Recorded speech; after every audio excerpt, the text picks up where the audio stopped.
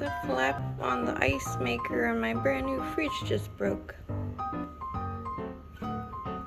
Or maybe they delivered it broken, I don't know.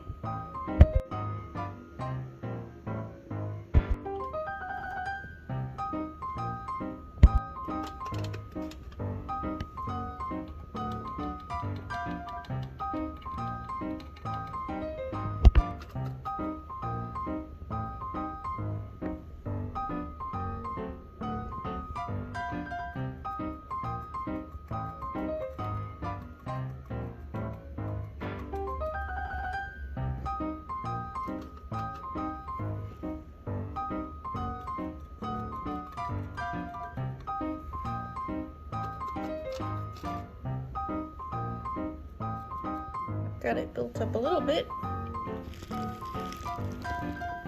Now we'll dip in the super glue.